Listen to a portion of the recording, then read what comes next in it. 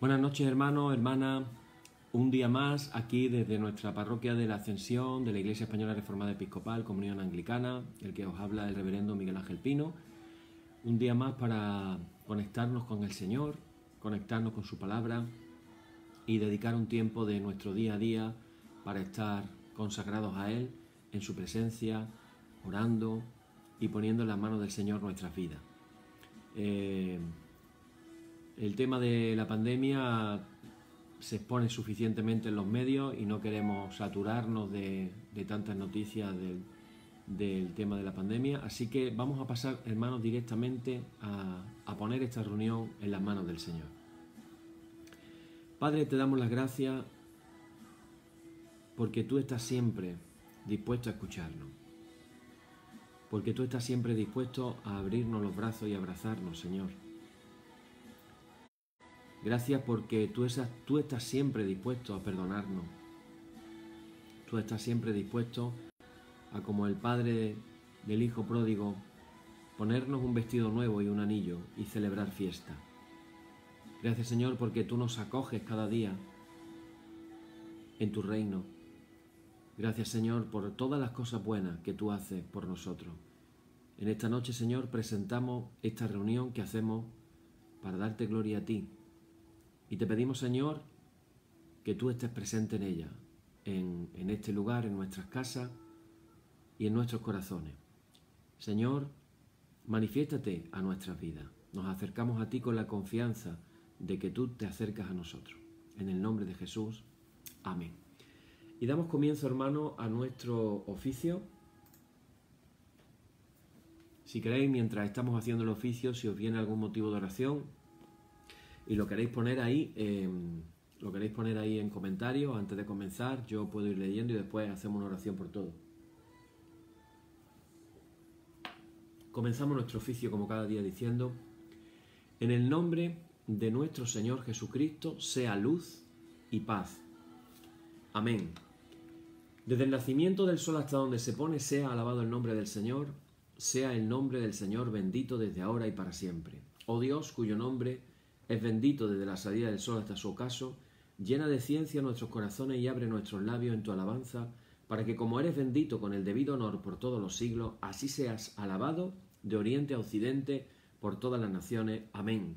Por tu misericordia, oh Dios nuestro, que eres bendito y vives y gobiernas todas las cosas por los siglos de los siglos. Amén. El número 2 de nuestra liturgia dice: no a nosotros, Señor, no a nosotros, sino a tu nombre, da gloria por tu misericordia, por tu verdad. Oíd el resumen que nuestro divino Maestro ha hecho de los mandamientos de Dios. Amarás al Señor tu Dios con todo tu corazón, con toda tu alma y con toda tu mente. Este es el primero y el grande mandamiento, y el segundo es semejante a este: amarás a tu prójimo como a ti mismo. De estos dos mandamientos pende toda la ley y los profetas. Y a nosotros, discípulos suyos, nos ha dado Jesús un mandamiento nuevo diciendo: este es mi mandamiento, que os améis los unos a los otros como yo os he amado. En esto conocerán todos que sois mis discípulos, si tuviereis amor los unos con los otros. Oremos. Señor Jesucristo, sin cuya ayuda nada podemos hacer, vive en nosotros y capacítanos por tu gracia, para que llevando mucho fruto demos gloria al Padre Celestial. Amén. Hermanos muy amados, reconociendo con sinceridad cuán lejos estamos de haber cumplido fielmente la voluntad del Señor, humillémonos en su presencia y con un corazón contrito confesemos todas nuestras faltas y transgresiones, seguros de que Él oirá nuestra súplica. Y oramos todos juntos, con sinceridad del corazón, decimos: Padre omnipotente y misericordioso, la confusión y la vergüenza no nos deja levantar nuestro rostro en tu presencia. Por eso, con humildad y dolor de corazón, confesamos que nos hemos desviado de tu sendero y, como ovejas perdidas, hemos andado descarriados fuera de tus caminos. Hemos seguido desordenadamente las intenciones y deseos de nuestro propio corazón. Hemos roto tus santos mandamientos. Además de no hacer lo que debíamos, hemos hecho lo que no estaba bien hacer. Por eso, Señor, ten misericordia de nosotros, pobres pecadores. Perdona, oh Dios, a los que confiesan sus culpas, restaura a los que se arrepienten según tus promesas declaradas, a toda la humanidad en Jesucristo nuestro Señor. Amén. Y el Señor Jesucristo, que tiene la potestad de perdonar pecados sobre la tierra y que no desecha al pecador que a él acude para salud, oiga vuestros ruegos, perdone todos vuestros pecados y os conceda su Santo Espíritu, para que vuestra vida sea de aquí adelante pura y santa, hasta que seáis recibidos en el goce de su eterna gloria en las mansiones del Padre Celestial. Amén. El Señor sea siempre con vosotros. Decimos nuestra lauda número 6, que dice: alabaré al Señor conforme a su justicia y cantaré al nombre del Señor el Altísimo. Aleluya. Te ensalzaré, mi Dios y Rey, y bendeciré tu nombre para siempre jamás. Gloria y honor al Padre y al Hijo y al Espíritu Santo, por los siglos de los siglos. Amén. Señor, abre nuestros labios y nuestra boca anunciará tu alabanza.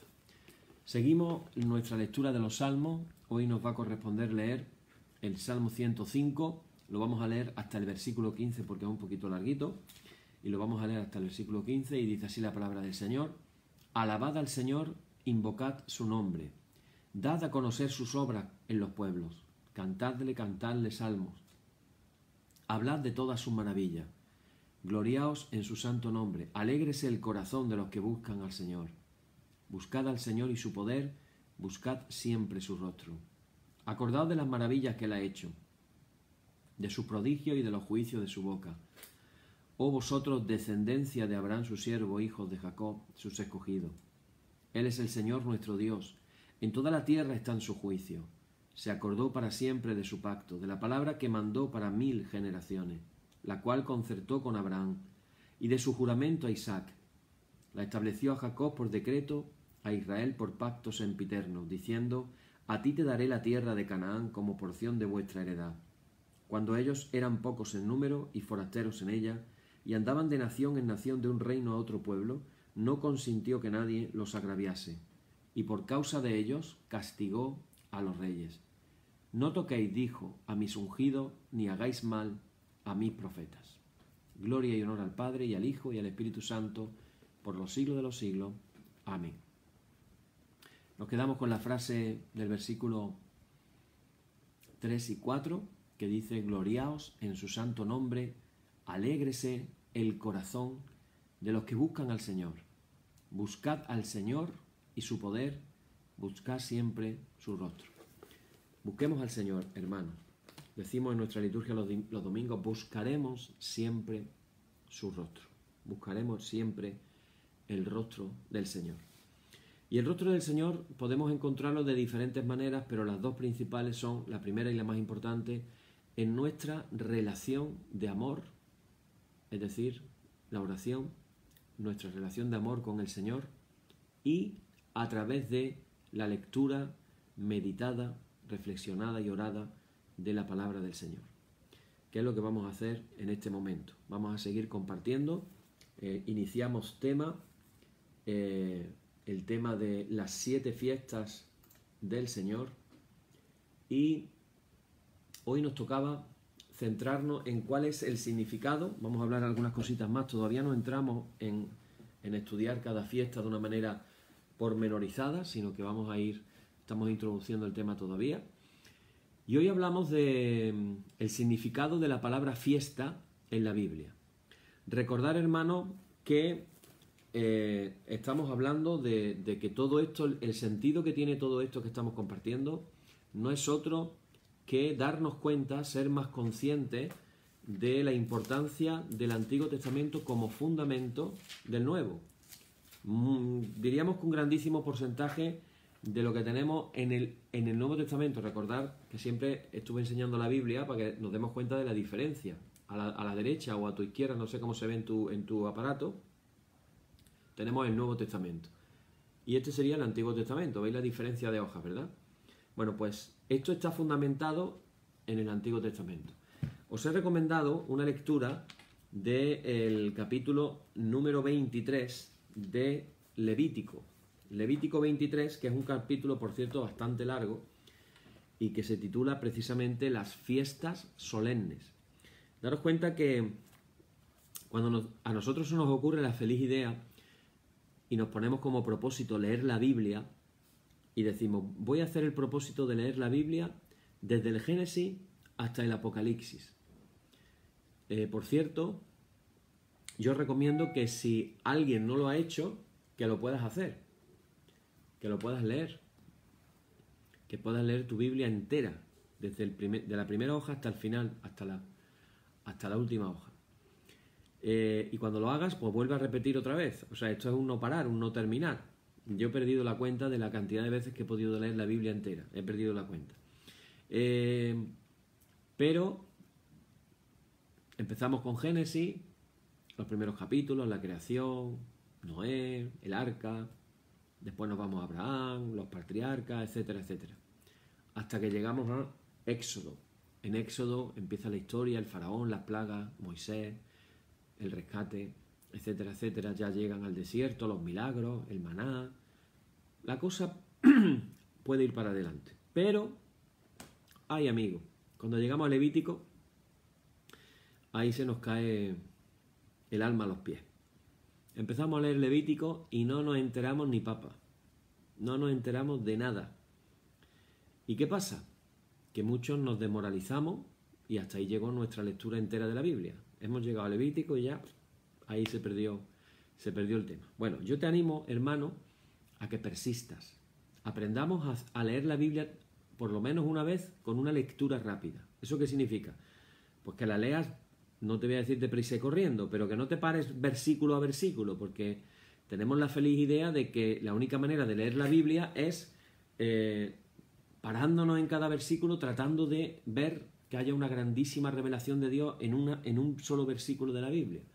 Pero también necesitamos una lectura rápida, una lectura en la cual podamos leer de carrerilla y decir, por ejemplo, pues voy a estar esta semana leyendo Levítico, un ejemplo, y hasta que no lo termine de leer no paro.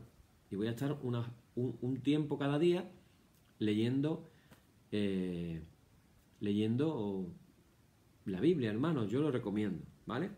Hay un fenómeno curioso y es que la Biblia es la palabra inspirada de Dios, como decíamos ayer. ¿Y qué ocurre? Yo me atrevería a decir que aunque inclusive haya algo que ni entendamos y tengamos la humildad de reconocerlo, yo leo cosas de la Biblia que no entiendo todavía a estas alturas y lo reconozco. Pero aún así, hermano, la lectura de la Biblia, y si la puedes hacer en voz alta, tiene un efecto espiritual en nuestras vidas. Porque la Biblia no es un libro cualquiera. La Biblia no es el Quijote. La Biblia no es un libro sobre filosofía o inclusive sobre teología. La Biblia tiene un poder espiritual. Tiene un poder espiritual. Fíjate, decía Pablo, así que la fe viene por el oír. Y el oír las palabras de los grandes teólogos. Eso dijo Pablo, ¿verdad? O dijo, por el oír las grandes propuestas de la Iglesia. ¿Dijo eso? No. El oír la palabra de Dios. Y claro, cuando Pablo estaba escribiendo Romanos, resulta que es que Romanos todavía, en aquella época, las epístolas de Pablo, fijaros que Pedro decía que había cosas difíciles de entender. El mismo Pedro, que era un apóstol, hablaba de Pablo diciendo que en sus epístolas había cosas difíciles de entender. Pero recordar que cuando en el Nuevo Testamento se habla de las Escrituras y se habla de la palabra de Dios, se está refiriendo sobre todo a el Antiguo Testamento, en la mayoría de los casos. En la mayoría de los casos. Entonces, por eso estamos aquí, estudiando las fiestas del Señor. Y vamos a entrar en el tema. ¿Cuál es el significado de la palabra fiesta en la Biblia? Y nos vamos a dar cuenta, porque tú tienes una idea de fiesta.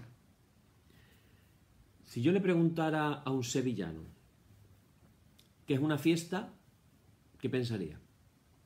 Pues pensaría inmediatamente la fiesta de abril. La fiesta de abril. Si preguntara a cualquier en otro lugar, por ejemplo, si preguntara a un mexicano qué es una fiesta, pues yo no sé si habéis visto la película de dibujo animado de Walt Disney de la fiesta de los muertos que se celebra en México el Día de los Difuntos. Es una fiesta muy variopinta, muy particular, muy curiosa. Pero si pensamos en Estados Unidos en una fiesta, pues la mayoría pensaría en la fiesta de Acción de Gracia, en el Thanksgiving.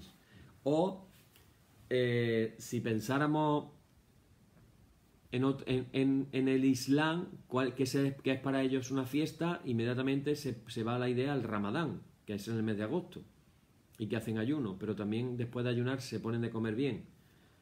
Esa es la idea que tenemos de fiesta. Pero, ¿qué es el concepto de fiesta en la Biblia? Hoy lo vamos a descubrir. Fijaros, en el capítulo 23 de Levítico, que es el que yo os estoy recomendando que en algún momento lo leáis tranquilamente en casa, tampoco es tanto. Yo a los estudiantes del seminario les pido que me lean el Nuevo Testamento en una semana, porque tú leas un capítulo de Levítico, tampoco te pienses que es mucho. Lo vas a leer, a lo sumo vas a tardar 10 minutos en leerlo, no más. Bueno, pues en ese capítulo 23, fijaros que en el versículo número 2 aparece la palabra fiesta. Versículo 2, lo voy a leer, dice: habla a los hijos de Israel y diles: las fiestas solemnes del Señor, las cuales proclamaréis como santas convocaciones, serán estas. Introduce cuáles van a ser las fiestas. Bueno, pues fiestas solemnes en hebreo es una sola palabra, no son dos, es una, y se llama Moed. Moed, terminado en D, te lo deletreo, M-O-E-D. Moed significa, en hebreo, significa una cita, un tiempo señalado, un ciclo o año, una asamblea, un tiempo determinado o un tiempo preciso. Repito lo que significa fiesta. Una cita, un tiempo señalado, un ciclo o año, una asamblea, un tiempo determinado o un tiempo preciso. Bueno, cuando entendemos el significado hebreo de esta palabra, ya veis lo que significa. Nos damos cuenta de que podemos ver que lo que Dios está precisando con el tema de la fiesta es, ni más ni menos, que un tiempo concreto o determinado, un tiempo señalado, en el cual Él está haciendo una cita con la humanidad para cumplir ciertos aspectos de la redención. Entonces, la fiesta no es simplemente algo que celebramos en nuestra mentalidad occidental. La fiesta que aparece en la Biblia es, lo repito, es un tiempo determinado o señalado en el cual lo que Dios está haciendo es una cita con la humanidad. Cuando se hace una fiesta de las 7 que vamos a estudiar, Dios nos está citando para estar con Él. Así que la persona principal de una fiesta, según la Biblia, es Dios mismo. Y hay un sentido de cumplir ciertos aspectos de la redención. De hecho, fijaros qué curioso. Tratamos de relacionar antiguo y nuevo, para que os deis cuenta cómo las cosas cuadran. De hecho, Jesús vino a la tierra exactamente a la hora determinada por Dios. Ni más tarde, ni más temprano. Por eso Pablo se atreve a decir lo siguiente a los Gálatas. En el capítulo 4 leemos el versículo 2 y leemos el versículo 4. Fijaros lo que dice. El versículo 2 dice: sino que está bajo tutores y curadores hasta el tiempo señalado por el Padre. El tiempo señalado por el Padre. Quédate con ese concepto. Hay un tiempo señalado por el Padre. Fíjate. Pero cuando vino el cumplimiento del tiempo, un tiempo preciso, un tiempo señalado, Dios envió a su Hijo, nacido de mujer y nacido bajo la ley. Cuando llegó el tiempo preciso de Dios. Es decir, lo primero que aprendemos de la fiesta es que la fiesta es un tiempo señalado por Dios. Un tiempo señalado por Dios. Y fijaros qué curioso que el versículo 3 de Levítico, la primera fiesta de la que habla es: 6 días se trabajará, mas el 7º día será de reposo. Santa convocación, ningún trabajo haréis, día de reposo es del Señor en donde quiera que habitéis. Está apuntándonos precisamente Pilar, parece que está enganchada con lo que estamos compartiendo, porque mira lo que estoy leyendo y mira lo que acaba de poner ella en comentario. Efectivamente, el sábado para los judíos, que luego se cambió en el primer día de la semana para los cristianos, es decir, el domingo, el día del Señor. ¿Por qué el domingo pasa a ser el día del Señor para los cristianos? Porque el domingo fue el día que resucitó Cristo. Entonces, el domingo es una fiesta señalada por Dios. Es un momento señalado por Dios. Algunos pueden cumplirlo de manera religiosa, pero si lo cumples de una manera adecuada, es una bendición para tu vida y para mi vida. Bueno, Dios ha determinado, además, el tiempo preciso en el futuro en el que juzgará al mundo. Habrá un tiempo futuro en el que el mundo va a ser juzgado. Hermanos, estas cosas se nos olvidan. Hay un juicio. Que Dios nos encuentre limpios de pecado en ese juicio. Que Dios nos encuentre arrepentidos en ese juicio. Fijaros lo que dice Hechos capítulo 17, versículo 31. Dice, por cuanto ha establecido un día en el cual juzgará al mundo con justicia. Por aquel varón a quien designó, dando fe a todos con haberle levantado de los muertos. Así que la cita es el tiempo preciso en el que Cristo vino y habrá también un juicio divino en su tiempo preciso. Fijaros, a mí me estaba recordando, permitidme que lo busque en la Biblia, me estaba recordando otra vez las palabras de cuando los discípulos, en Hechos de los Apóstoles capítulo 1, versículo 6, le preguntan al Señor y le dice, ¿restaurarás el reino a Israel en este tiempo? Y les dijo, no os toca a vosotros saber los tiempos o las sazones que el Padre puso en su sola potestad. Es decir, ¿quién maneja los tiempos del universo? Dios. Dios maneja todas las cosas. Por eso cuando decimos en determinados momentos de la liturgia que gobierna todo por los siglos de los siglos, amén, estamos diciendo una gran verdad. Dios lo gobierna todo. Dios gobierna los tiempos. Dios gobierna los tiempos. Hay otra palabra en el versículo 6 de Levítico. Permitidme que vaya para atrás otra vez. Levítico 23, versículo 6, por si tú tienes tu Biblia abierta. Y tú te vas a dar cuenta de que hay un fenómeno en los lenguajes. El fenómeno es que tú te vas al versículo 6 y fijaros lo que dice. Dice, y a los 15 días de este mes es la fiesta solemne. En castellano, en el versículo 2 y en el versículo 6, la traducción es la misma. Fiesta solemne. Pero fíjate en el hebreo. En el hebreo, en el 2, la palabra es moed, pero en el 6 es otra palabra. En hebreo. En el 6 es la palabra chag. Te la deletreo. C-H-A-G. Que significa festival. Y se deriva de la raíz hebrea chagá, que significa, esto es súper interesante, esto es increíblemente interesante, significa moverse en círculos, marchar en una procesión sagrada, celebrar, danzar, celebrar una fiesta solemne. Es decir, si la primera palabra nos habla de un tiempo señalado especial por Dios, en la segunda palabra se nos aparece un concepto, moverse en círculos. Entonces, si la celebración de las fiestas dura un año, cada año el círculo reinicia. ¿Cuándo empieza el círculo a moverse otra vez? La fiesta, moverse en círculos. Daros cuenta de que el concepto del tiempo para el hebreo es en círculos. El concepto del tiempo para el occidental es en línea recta ascendente. Es diferente. Y todo viene de cómo se celebra la fiesta.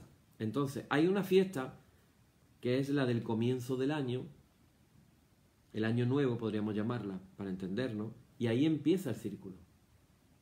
Y el círculo se cierra.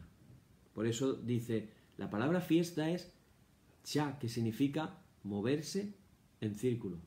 Marchar en una procesión sagrada. O sea, la fiesta es algo en lo que tú te mueves de una forma sagrada, no de una forma chabacana, no de una forma fiestera, como diríamos nosotros en una feria de abril. No es el concepto.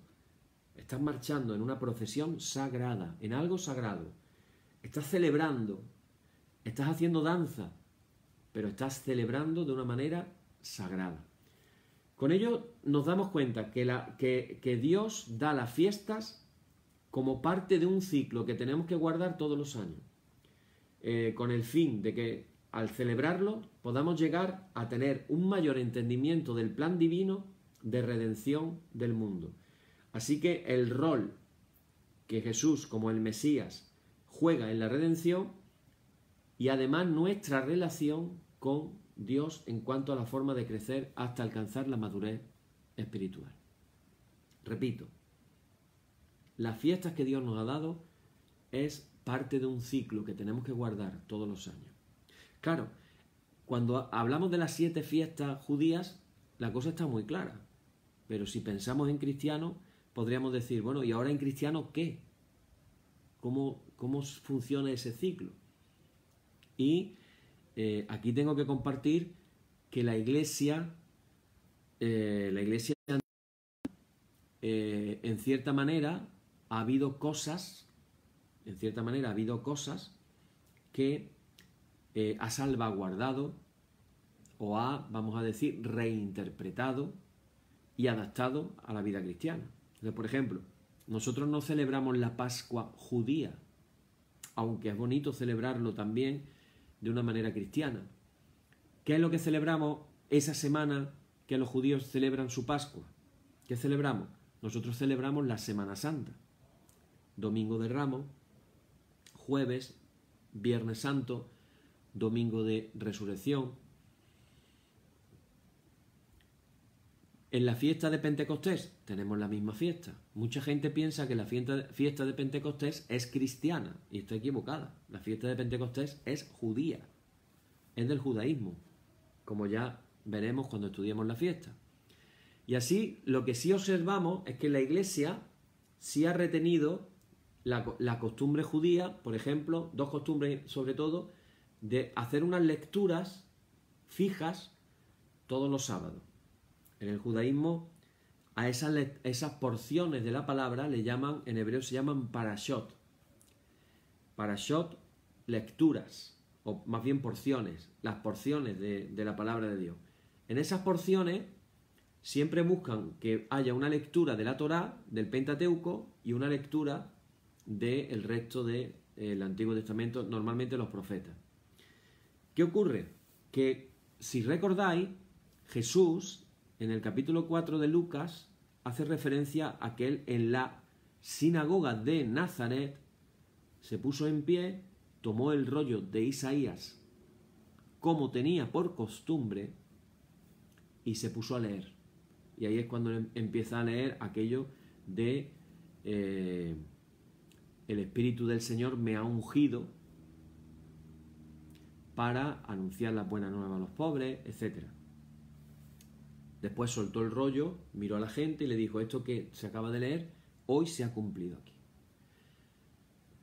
Bueno, pues podríamos averiguar por esa lectura, posiblemente podría averiguarse qué sábado fue el que Jesús leyó esa porción, porque en el judaísmo se ha mantenido ese ciclo de lectura anual. Pero es que la Iglesia, desde la antigüedad, también ha desarrollado se llama un leccionario, que es el ciclo de lecturas litúrgicos anuales. Así que ahí se han mantenido las fiestas, se han mantenido también las lecturas o una dinámica de hacer lecturas semanales. Dios no nos ha dado la fiesta, evidentemente nos da las fiestas para que las celebremos, eso es evidente, pero no es que alcancemos la salvación celebrando la fiesta. No pensemos que por celebrar la fiesta alcanzamos la salvación. La salvación, hermanos, única y exclusivamente viene a través de la fe. Digo esto porque en el Catecismo Católico Romano se habla de que en los mandamientos de la Santa Iglesia está guardar ciertas fiestas y asistir ciertos domingos a la misa. Y eso es parte, digamos, de lo que te acerca a la salvación. Para nosotros no. O sea, para nosotros lo único que nos da la salvación es la fe en el Señor, nada más. La salvación es por la fe. Como consecuencia de la salvación, después van a venir también las obras, que también son importantes. Bueno, otra de las cosas que la Biblia nos habla acerca de las fiestas tiene que ver con el lugar señalado. Es decir, la fiesta nos habla de un tiempo señalado, pero también nos habla de un lugar señalado. Hay un lugar señalado. Es un lugar señalado por Dios, por Yahvé. Yahvé dijo que él escogería un lugar, que serviría como el lugar determinado para llevar a cabo su plan de redención. En la Pascua, en la fiesta de la semana o de Pentecostés y en la fiesta de los tabernáculos tenían que ser celebradas en un determinado lugar. Estamos diciendo lo que la Biblia dice. Vamos a leer algunos textos. Por ejemplo, vamos a leer un texto, me vaya a permitir que lea un poquito largo, de Deuteronomio, pero permitirme que lo lea porque conforme yo lo vaya leyendo vais a entender cosas. Dice: y sacrificarás la Pascua al Señor tu Dios de las ovejas y de las vacas en el lugar que el Señor escogiere para que habite allí su nombre. Esto lo dice antes de llegar a la tierra prometida. Sino en el lugar que el Señor tu Dios escogiere para que habite allí su nombre. Sacrificarás la Pascua por la tarde, a la puesta del sol, a la hora que saliste de Egipto. 7 semanas contarás. Desde que comenzare a meterse la hoz en las mieses, comenzarás a contar las 7 semanas. Y harás la fiesta solemne de la semana al Señor tu Dios, de la abundancia voluntaria de tu mano será lo que dieres, según el Señor tu Dios te hubiere bendecido. Y te alegrarás delante del Señor tu Dios, tú, tu hijo, tu hija, tu siervo, tu sierva, el levita que habitar en tus ciudades, y el extranjero, el huérfano y la viuda que estuvieren en medio de ti, en el lugar que el Señor tu Dios hubiera escogido para poner allí su nombre. Y ahora dice, la fiesta solemne de los tabernáculos, ya hemos hablado de la Pascua, las 7 semanas que es la de Pentecostés, y ahora nos vamos a la fiesta de los tabernáculos. Harás por 7 días, cuando hayas hecho la cosecha de tu era y de tu lagar. Y te alegrarás en tu fiesta solemne, tú, tu hijo, tu hija, tu siervo, tu sierva, y el levita, el extranjero, el huérfano y la viuda que viven en tus poblaciones. 7 días celebrarás fiesta solemne al Señor tu Dios en el lugar que el Señor escogiere, porque te habrá bendecido el Señor tu Dios en todos tus frutos y en toda la obra de tus manos, y estarás verdaderamente alegre. 3 veces cada año aparecerá todo varón tuyo delante del Señor tu Dios en el lugar que le escogiere, en la fiesta solemne de los panes sin levadura, y en la fiesta solemne de la semana, y en la fiesta solemne de los tabernáculos. Y ninguno se presentará delante del Señor con las manos vacías. ¿Cuál era ese lugar? ¿Cuál pensáis que era ese lugar en el cual Dios pondría su nombre, y cuál sería ese lugar que Dios escogería para que su pueblo fuera a celebrar las fiestas? A ver, ¿cuál pensáis que era ese lugar? Voy a dar una pista, lo dice en Segunda de Reyes, capítulo 21, versículo 4. Segunda de Reyes, capítulo 21, versículo 4. Si alguien ya sabe cuál es ese lugar, apúntalo ahí en comentario. A ver si me da tiempo a decir el versículo antes de que lo escriba. Dice el versículo: asimismo edificó altares en la casa del Señor, de la cual el Señor había dicho: yo pondré mi nombre en Jerusalén. Jerusalén. El lugar escogido por Dios para hacer las fiestas, hermanos, no es otro que Jerusalén. Por eso, los acontecimientos más importantes que rodean el cumplimiento del plan divino de redención, si lo piensas, pasaron en Jerusalén. Fue en Jerusalén donde pasó todo. Cuando se habla del monte Sión, o del monte Horeb, también llamado el monte Horeb, cuando tú vas a Jerusalén y resulta de que tú ves la famosa fotografía de Jerusalén, el muro de las lamentaciones, arriba la mezquita de la roca, ¿vale? La mezquita de la roca no es otra que una roca donde se cuenta, la tradición cuenta que sobre esa roca fue que Abraham puso a su hijo Isaac para ser sacrificado cuando Dios proveyó un cordero. Ya ese lugar era un lugar especial. En ese lugar fue donde se edificó, en primer lugar, el templo de Salomón, y posteriormente el templo de Herodes el Grande, que es las ruinas que se ven, digamos, de lo que es todo el muro de las Lamentaciones, que el muro es enorme y con unas piedras gigantescas, y la explanada del muro, enorme también. Toda esa obra fue construida por Herodes el Grande. Jerusalén, ahí estaban los templos. Ese era el lugar escogido por Dios. Pero además, piénsalo, Jesús murió, fue sepultado y resucitó en Jerusalén. El Espíritu Santo, que Jesús había prometido enviar al Consolador cuando Él se fuera, fue enviado en la fiesta de Pentecostés. ¿Y dónde estaban los discípulos? Estaban en Jerusalén. Si lo pensamos fríamente, unos días antes nada más, los discípulos estaban en un monte en Galilea. No estaban en Jerusalén. Estaban en un monte en Galilea. En ese monte que Jesús los había citado, lo dicen los evangelios, cuando Él muriera y resucitara, quedaron en un monte en particular en Galilea. Y allí estaban los discípulos acordándose de las palabras que Jesús les había dicho, las consignas que Jesús le había dado. Y en ese monte es donde Jesús pronuncia la gran comisión. Toda autoridad me es dada en el cielo y en la tierra, por tanto, id y haced discípulos a todas las naciones. Pero luego, curiosamente, los manda a Jerusalén.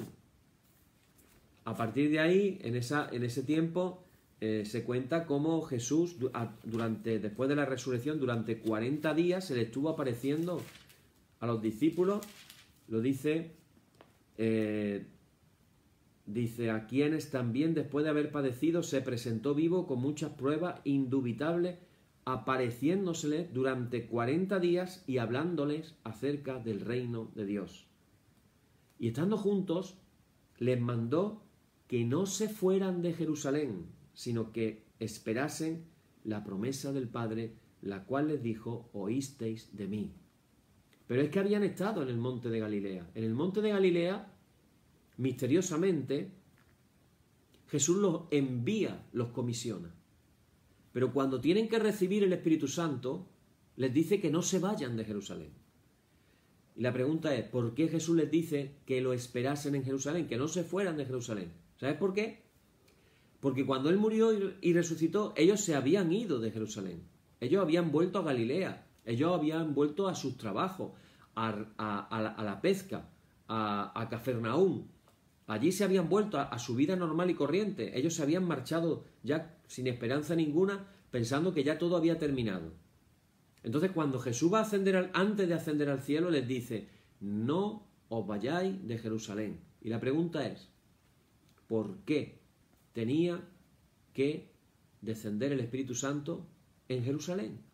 Por primera vez, y no en otro lugar en concreto.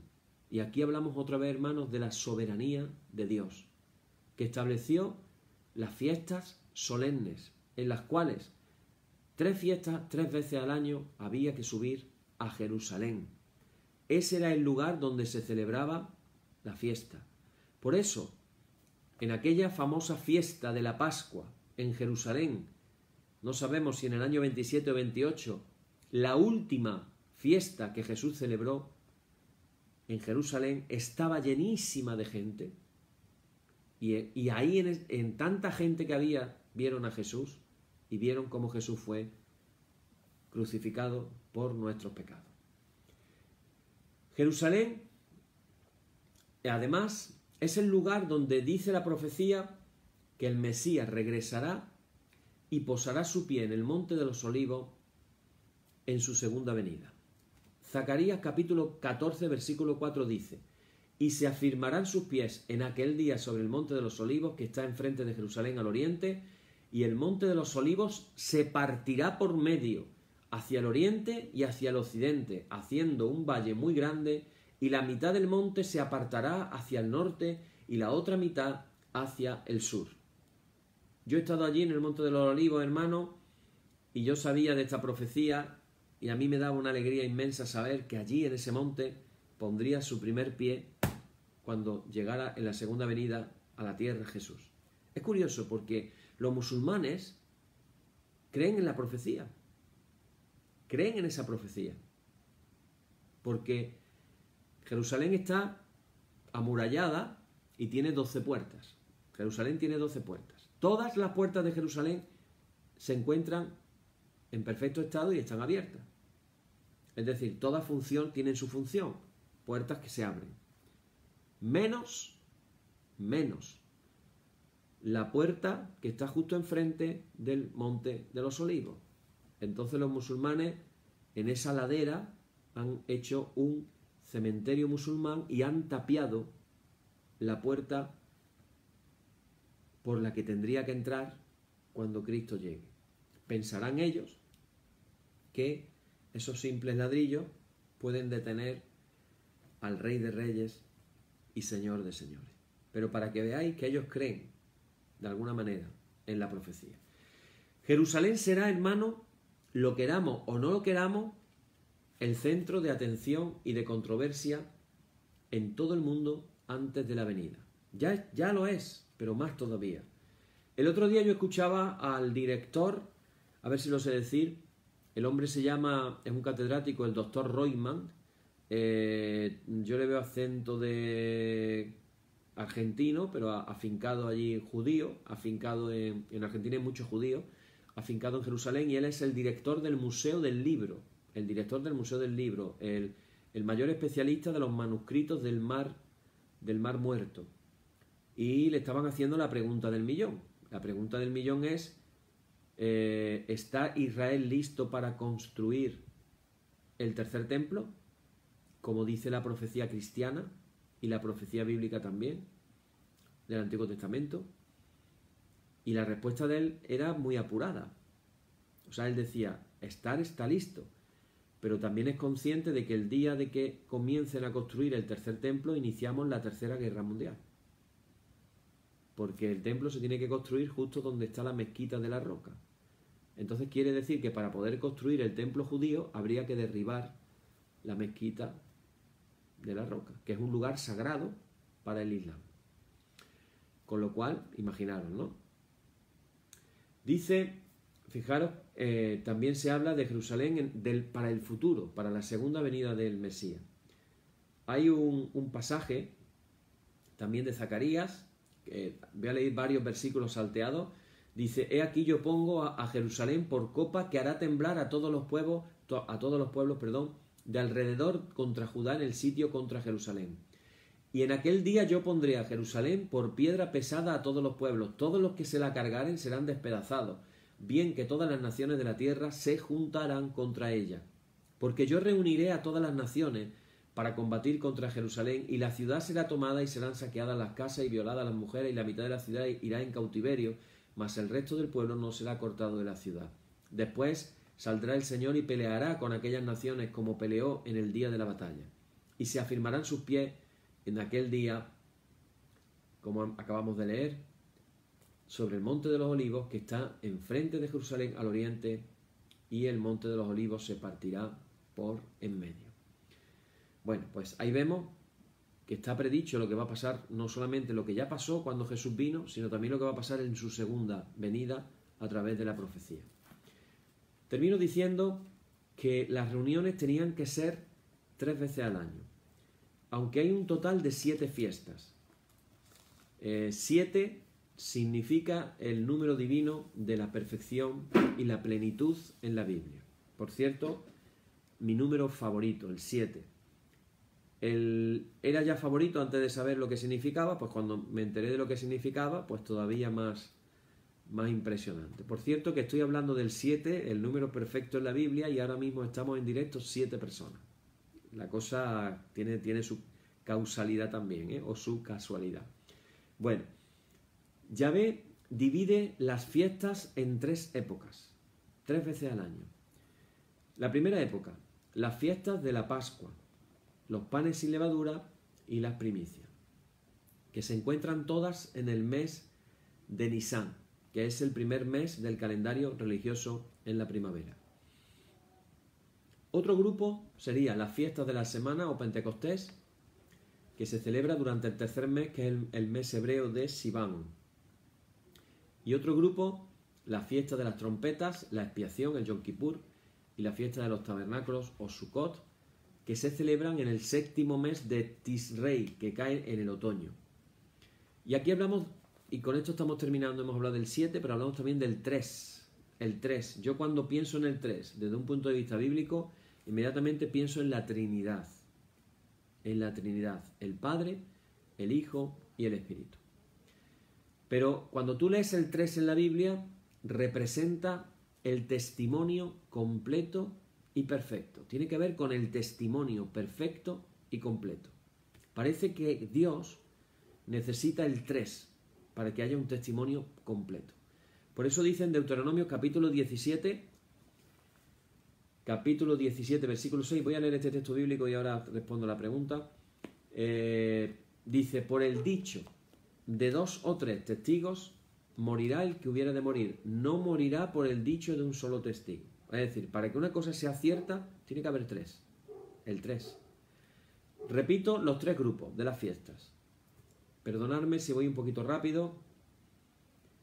El primer grupo serían las fiestas relacionadas con la Pascua. Es decir, la Pascua, la fiesta de los panes sin levadura, Pascua, panes sin levadura, ya llevamos 2, y la fiesta de las primicias. Esas 3 fiestas están en el primer grupo y se celebran en el mes de Nisán. Voy a explicar también el calendario de los meses judíos, bíblicos, para que también entendamos qué correspondencia tienen con los meses nuestros. El segundo grupo sería la fiesta de las semanas, o Pentecostés, en hebreo Shavuot, que se celebra durante el tercer mes, que es el mes hebreo de Sivan. Ese sería el segundo grupo. Y el tercer grupo y último serían las fiestas juntas, una detrás de otra, de las fiestas de las trompetas, en hebreo Yom Teruah, la fiesta de la expiación, llamada Yom Kippur, una de las más famosas también, y la fiesta de los tabernáculos, Sukkot, que se celebran en el 7º mes de Tisrei. Si alguien de vosotros, de los españoles me refiero, habéis ido alguna vez a Ceuta o a Melilla, no sé, en Gibraltar no sabría decir, donde hay comunidades judías, vais a ver que donde ellos viven en sus terrazas, montan como una especie de cabañitas con ramas. Esas cabañitas con ramas es la celebración de la fiesta de los tabernáculos, es decir, es recordando cuando andaban por el desierto y andaban con tiendas y entonces hacen esas tienditas hechas con ramas. Bueno, pues hablamos de 3, el 3. El 3 muy importante. 3 épocas para celebrar. Dice, no se tomará en cuenta un solo testigo contra ninguno en cualquier delito ni en cualquier pecado en relación con cualquier ofensa cometida, solo por el testimonio de 2 o 3 testigos se mantendrá la acusación. 2 o 3, pero termina con el 3. También dice Jesús, fijaros lo que dice Jesús, qué curioso, hablamos del antiguo, hablamos del nuevo. Dice, mas os digo otra vez, que si 2 de vosotros se pusieran de acuerdo en la tierra acerca de cualquier cosa que pidieran, les será hecho por mi Padre que está en los cielos. Porque donde están 2 o 3, otra vez la expresión 2 o 3, reunidos, congregados en mi nombre, allí estoy yo en medio de ellos. Entonces, si el 3 significa testimonio perfecto, ahora entendemos que Jesús es nuestro testimonio perfecto. Y cuando 2 o 3 nos reunimos en su nombre, Él nos ha prometido que Él está en medio de nosotros. Es decir, ahora mismo estamos reunidos en el nombre del Señor y hay más de 2 o 3, pues Jesús, ahí tenemos una crucecita detrás que pone el nombre, Jesús. Jesús está en medio de nosotros. Qué bendición tan grande, ¿verdad? Dice en el Evangelio de Lucas, dice, y les dijo, estas son las palabras que os hablé, estando aún con vosotros, que era necesario que se cumpliese todo lo que está escrito de mí en la ley de Moisés. Fijaros esto que interesante. Ley de Moisés, en los profetas y en los salmos. ¿Qué aparece otra vez? El número 3. Dice, entonces les abrió el entendimiento para que comprendiesen, las Escrituras. Todo lo que fue dicho de Jesús en la ley de Moisés. ¿Qué es la ley de Moisés? El Pentateuco. El Pentateuco, los profetas y los salmos, los libros de la sabiduría. Otra vez, ¿qué número aparece? El 3. Interesante, ¿verdad? 3 veces al año había que subir a celebrar las fiestas. Toda acusación se hacía por boca de 2 o 3 testigos. Y Jesús habla de la revelación de la palabra en la ley de Moisés, en los profetas y en los salmos. Y dice también Pablo a Timoteo, con esta mentalidad del 3, dice, contra un anciano no admitas acusación, sino con 2 o 3 testigos. Y fijaros, ya para terminar, 1 de Juan capítulo 5, versículo 8, y 3 son los que dan testimonio en la tierra, el espíritu, el agua y la sangre. Y estos 3 concuerdan. Otro símbolo de la Trinidad. Por tanto, las fiestas son un testimonio del plan de redención divino y el papel que tiene Jesús como el Mesías en el cumplimiento de ese plan. Y este es el mensaje que se comunica a los creyentes a través de estas 3 épocas festivas del año. Tradicionalmente, los que no somos judíos, somos cristianos, consideramos que las fiestas son exclusivamente para los judíos. Sin embargo, yo me he topado con unos versículos en el capítulo 23 de Levítico, que los quiero dejar para terminar, que son interesantes. Dice, habló Jehová a Moisés diciendo, habla a los hijos de Israel y diles, las fiestas solemnes del Señor, las cuales proclamaréis como santas convocaciones, serán estas. Empieza a decir. Y luego dice, estas son las fiestas solemnes del Señor, las convocaciones santas, a las cuales convocaréis en sus tiempos. Bueno, no sé si os habéis dado cuenta de un detalle. Un detalle muy importante. Dile a los hijos de Israel, las fiestas solemnes de Yahvé, de Dios. ¿De quién son las fiestas? De Dios. No son de los judíos. Por eso vemos la evolución de un judaísmo que se va apartando de Dios. Y en los tiempos de Jesús, cuando leemos el Evangelio de Juan, ya no dice, cuando habla de la Pascua o de la fiesta de los ácimos, ya no dice la fiesta del Señor. Ahora dice la fiesta de los judíos. Es decir, en ese apartamiento del Señor, el judaísmo se apropió de las fiestas que no eran de ellos, que eran de el Señor. Así que todas las enseñanzas que el Señor ha querido mostrar a través de su fiesta no solamente son para los judíos, son también para los creyentes en el Mesías Jesús. Así que, hermanos, nos preparamos para que nos demos cuenta de que, fijaros lo que dice en Deuteronomio, por si nos queda alguna duda, dice, y te alegrarás delante del Señor tu Dios, tú, tu hijo, tu hija, tu siervo, tu sierva, el levita que habitare en tus ciudades y el extranjero. La palabra extranjero, ahí viene de la palabra hebrea ger, que significa todo el que no es judío. Es decir, lo que llamaríamos hoy el creyente gentil, los gentiles. Entonces imaginaros si yo leo esto ahora, en vez de poner el extranjero pongo el gentil. Y estamos hablando de, en el versículo anterior dice, y harás la fiesta solemne de las semanas, al Señor tu Dios, de la abundancia voluntaria de tu mano será lo que dieres, según el Señor tu Dios te hubiera bendecido, y te alegrarás.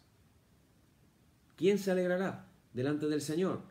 Tú, tu hijo, tu hija, tu siervo, tu sierva, el levita y el gentil. Entonces, ¿las fiestas son de los judíos o las fiestas son para toda la humanidad? Por eso, una de las cosas maravillosas que ocurrió en los tiempos del Nuevo Testamento con Jesús fue, como dice Pablo, que de dos pueblos, el judío y el gentil, se derribó el muro de separación por medio de la cruz. Y de los dos pueblos se creó un solo pueblo. Un solo pueblo, por si quedaba duda. Así que, hermano, toda la enseñanza que ha sido, vamos a decir entre comillas, escondida, toda la sabiduría que Dios ha puesto en las señales, acordaros que ayer decíamos, son las sombras de lo porvenir. Todas las sombras, cuando son iluminadas a través de la figura de Jesús en el Antiguo Testamento, aprendemos cosas realmente maravillosas. Mañana vamos a hablar del calendario bíblico y vamos a ver también algunas cosas interesantes. Y ya posiblemente nos dé tiempo a comenzar a estudiar la primera fiesta. Resumimos en un minuto. Hemos dicho que las fiestas son tiempos señalados por Dios. Dios tiene el control del tiempo. Qué maravilloso es saber que en estos tiempos de pandemia y de cosas que están sucediendo, Dios tiene el control. Hermano, el control Dios lo tiene. No tengamos una imagen falsa de Dios sentado en su trono con esas barbas largas, Dios Padre, mirando hacia la tierra, rascándose las barbas sin hacer nada. Jesús lo dijo bien claro. Mi Padre trabaja y yo trabajo. Dios no ha parado de hacer cosas. Y Dios está haciendo cosas en este momento. Así que, hermano, Él gobierna todas las cosas por los siglos de los siglos. Podemos aprenderlo de las fiestas. Tiempos señalados. La historia está señalada por Dios. Segunda cosa. Hemos dicho que además las fiestas son ciclos. Círculos que se cierran. Entremos, hermanos, en esos círculos de bendición de Dios. No nos salgamos de esa, como se define también, procesión sagrada. ¿Cuántos quieren estar andando en los caminos del Señor, sentir que estamos caminando por suelo sagrado? ¿Qué le pasó a Moisés cuando se encontró con Dios y le dijo Dios, Moisés, quítate tu calzado porque el lugar que estás pisando es lugar santo? ¿Cuántos queremos pisar por el camino santo del Señor? Maravilloso, ¿verdad? Hemos hablado de el número 7. 7 fiestas, el número de Dios, el 7. Y hemos hablado, hermano, de 3 veces al año, el número 3, la Trinidad y el número que se necesita para un testimonio perfecto, para una verdad completa. Es como que Dios nos dijera, en el estudio de las fiestas podemos encontrar la revelación de quién es Dios de una forma completa.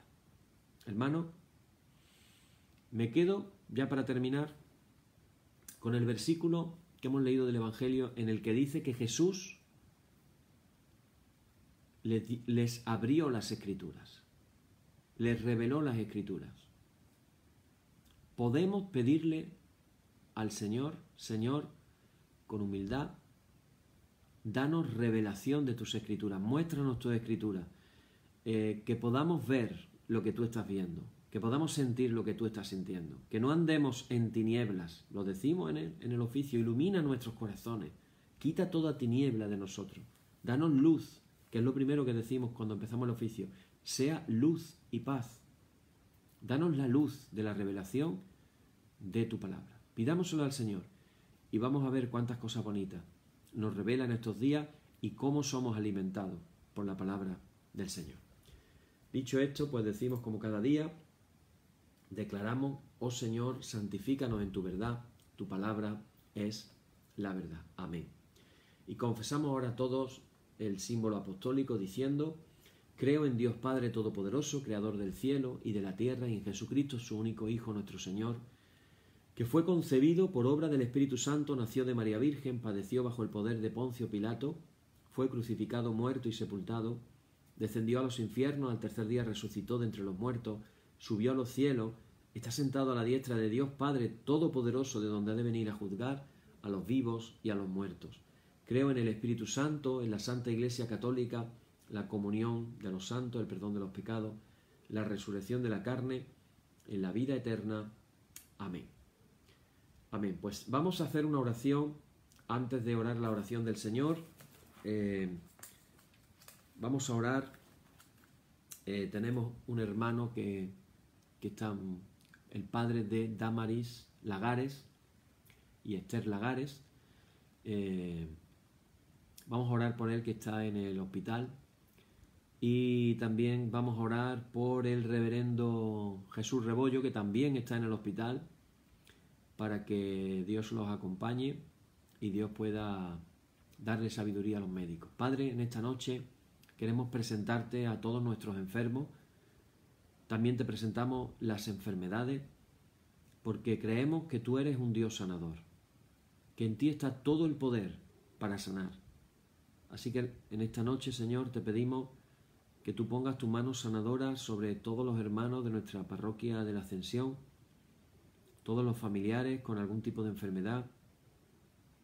Te pedimos, Señor, y nos acordamos de una manera especial por Julio y por Jesús, y te pedimos, Señor, que tú pongas tu mano trayendo paz y que se cumpla tu voluntad en ellos, Señor, y que tú traigas sanidad y sabiduría a los médicos también. Y te pedimos, Señor, por todos los enfermos que están ahora en todos nuestros hospitales padeciendo el coronavirus. Nos acordamos de una manera especial por las personas en las UCIs. Te pedimos por ellos, Señor, que ellos puedan sentir tu consuelo de alguna manera.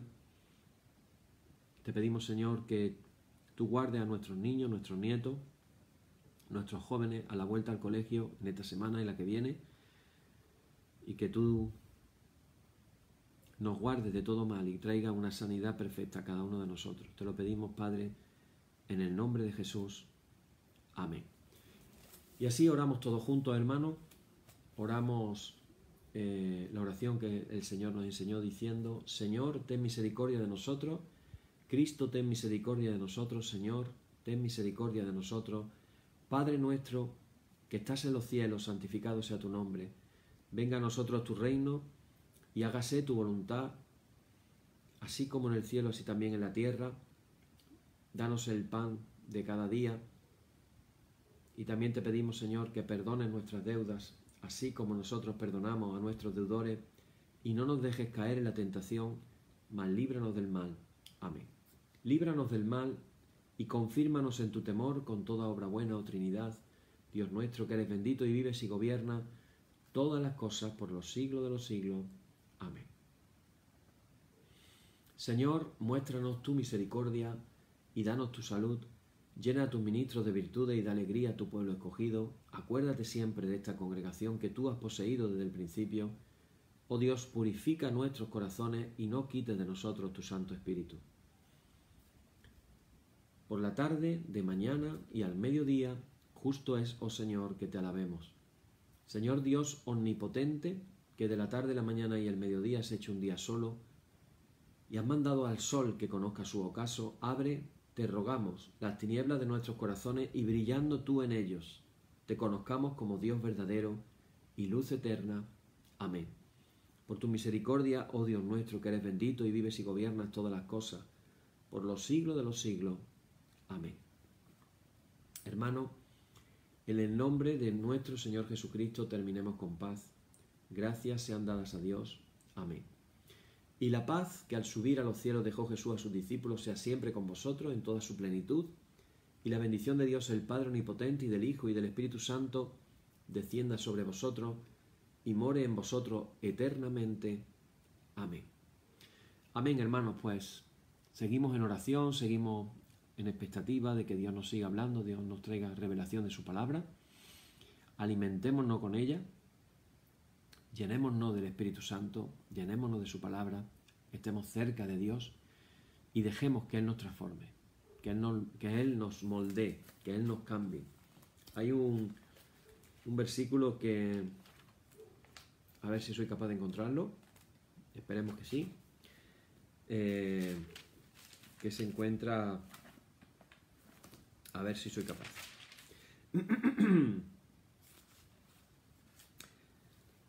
Se encuentra en la epístola segunda de Corintios, capítulo 3, versículo 16, y fijaros las palabras de Pablo a los Corintios, les dice: pero cuando se conviertan al Señor, el velo se quitará, porque el Señor es el Espíritu, y donde está el Espíritu del Señor, allí hay libertad.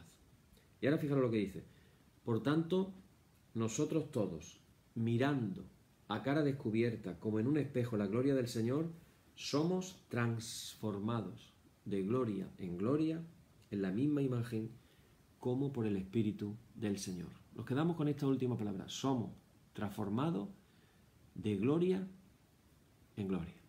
Amén. Que el Señor transforme nuestras vidas. Hasta mañana.